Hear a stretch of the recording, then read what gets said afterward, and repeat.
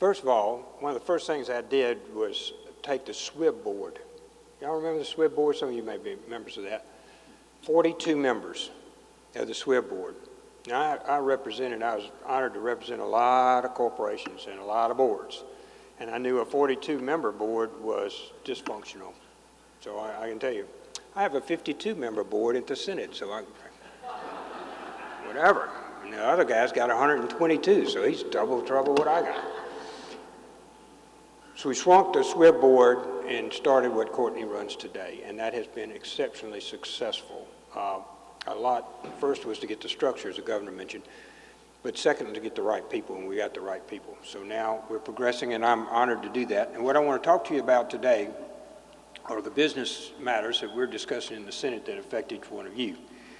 So I'm going to start with one that you think was a little unusual, which is the PERS board.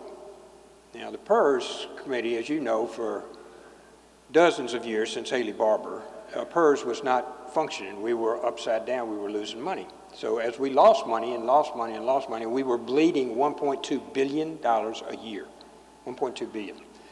So as we got further into that, we tried to figure out what was the problem. And of course, as we look back every year, back when there was another party in charge, they increased the benefits or increased the number of years, and 25 years, then it was 1, then it was 1.25%, then 2%, then there was COLA, then there was, and every time they did that, they didn't fund it.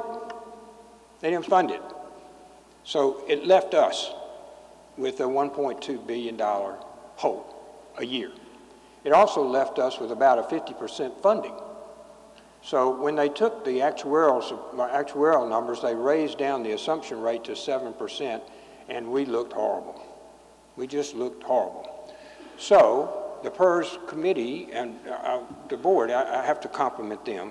We met with them for a period of years, and finally they came up with a proposal which is a hybrid program, a 401k plan and a defined benefit plan and Social Security.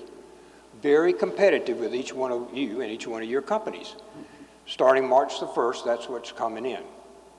The truth of the matter is, had we done the actual contributions that were requested, the counties and the cities would have gone up to 25 to 26 to 27% of compensation, which would have been a 6 to 7 to 8% increase in their level. So what does a county and a city do if they have a 6 or 8% increase in every one of their employees' salaries? They tax you. That's where that was going. We are subsidizing, by the fact that we took this on, the legislature took this on and passed it, we're subsidizing the cities and the counties, which means you're not going to have to pay higher property taxes. I mean, it's just as clear as that. The PERS fight was your fight. The PERS fight was the retirees' fight. The PERS fight was for the employees' fight. That's why we got into that. Now we've been really lucky. We had about 11% return a couple of years ago, about 10% this year so far, depending on what happened today. And so we're in the process now of making additional contributions. Our number that came out of the Senate already is another $1 billion. By giving $1 billion in, $500 million right now, so it earns interest all the way through, by giving that money through, during the next 25 years or so, we'll be over 80% funded in our retirement plan, which is the actuarial standard. Now that's including the fact that they're assuming a 7% rate and we actually are getting an 8% rate. So we may get there quicker.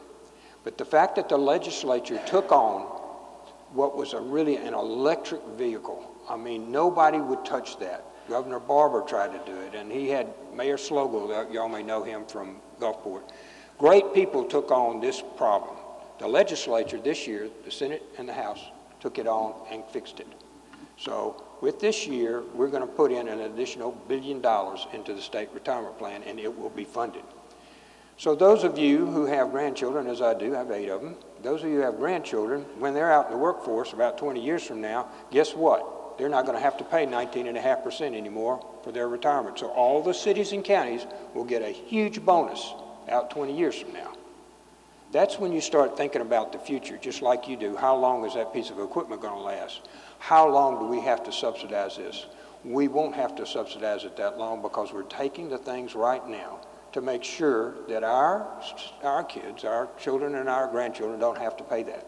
The other thing we're doing which you should appreciate more than any other audience. I stopped borrowing money in 2022. The state doesn't borrow money. So over the 8 years that you'll have hired me to do this work, we'll pay off 35% of the state's debt, $1.5 billion less. So when we're looking out here, when I'm looking where my grandchildren are going to be. And actually, if you stay with the same program we've got us on, by 2039, we won't have any debt in Mississippi at all. And we did that, not at the expense of cutting taxes. No, we're cutting your tax every year, $100 million more this year, $100 million every year, quarter of a point every year, 3.75 this year, one of the lowest in the country. So, no, not at the expense. Well, what about transportation? $2 billion a year is going in transportation. You all work, anybody that drove down here from Lakeland Drive, you can see it all over the state of Mississippi. 3 capacity projects in North Mississippi, 15, all of those 7, those of you from Oxford. All of these I-55 in northern Mississippi and DeSoto County. No, we're not stopping on transportation. Well, what about education? You must have cut education. Nope, we didn't cut education. We've given a teacher pay raise. We're going to have another teacher pay raise this year. We have fully funded the funding formula for the first time, this time, 3 times in a row. 3 years in a row, we've funded education. Never been done before. So what happened? How were we able to fund education? How were we able to fix a retirement plan? How were we able to build transportation? How were we able to cut your taxes and still perform as an agency? It's because you hired in the Senate and the House, you hired conservative leaders that can do a balance sheet. So we are on the best shape we've been in for a long, long time, and I consider that since 1817. This state's never been where we are. And we're going to continue to do that. PERS was a perfect example. In 2032, Social Security runs out of money. 2032. So they automatically have to start cutting benefits. We're not doing that in Mississippi. We funded our retirement plan. They're going to have to raise taxes or something, cut benefits. We're not doing that in Mississippi. We're cutting taxes. What about education? We're doing our education. So when you look at that, we're doing everything to the antithesis of a lot of other things that are going on in the country. Mississippi's not. That's why the governor's able to brag, and rightfully so, on the amount of actual capital that's being raised here. So we'll do a teacher pay raise. We did portability this year.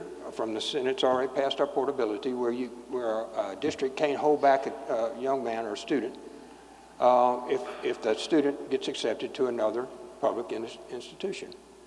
So public school district. So we've done that already, and it's already out, and I think you know the position of the Senate on anything else going into private schooling. So we've done that.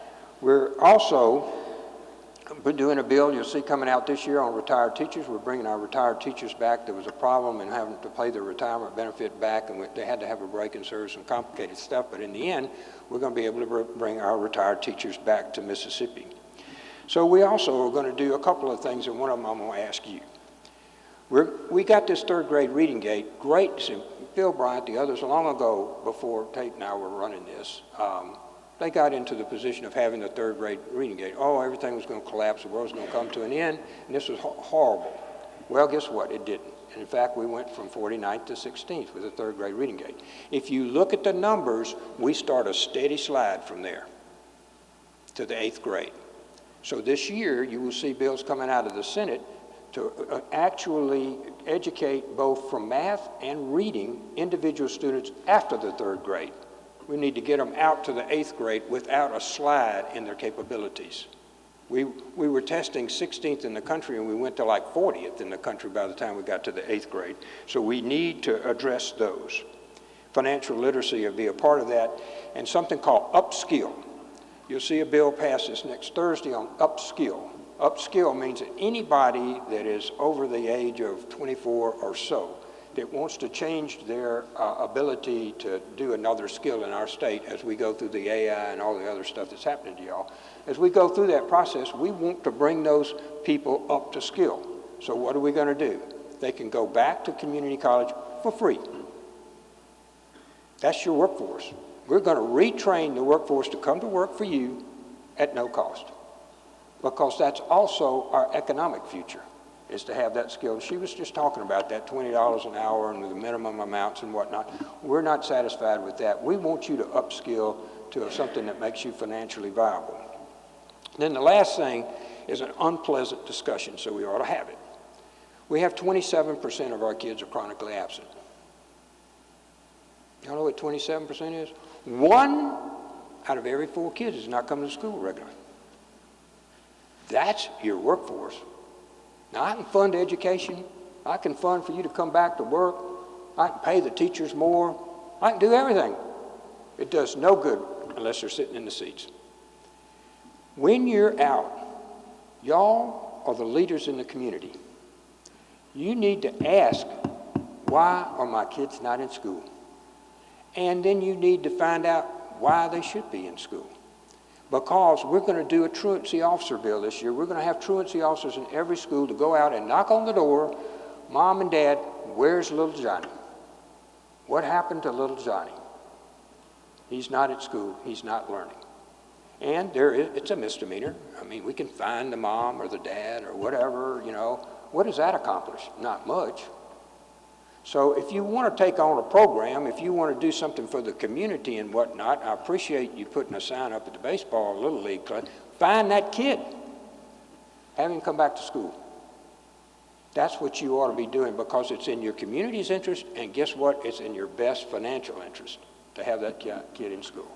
So we'll be doing it from the stick part, but we need the carrot. We need y'all to be asking them to work for you part-time. We need y'all to be talking with your principals and whatnot on a plan to keep people in school. We just sunset the lottery, was going to sunset. We postponed that in the Senate. The reason is we need to continue to fund maintenance on our roads. That's $80 million a year, and as you can tell, it's being used all over the state of Mississippi. Real proud for the work that we're doing with MDOT. They have not been underfunded.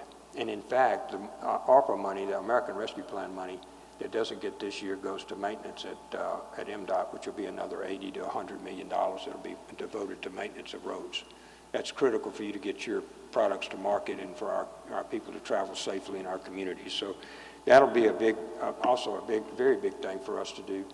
Every year the governor asks how much he needs for site development, and every year the Senate and the House are complimentary for that. We'll do this year 17 to 20 million for industrial site development. The general obligation bonds and whatnot, we won't be doing that year. We'll pay them out. So where are we? We have about a request for around $395 million for Medicaid, additional expenses for Medicaid. So we have to program that into our budget.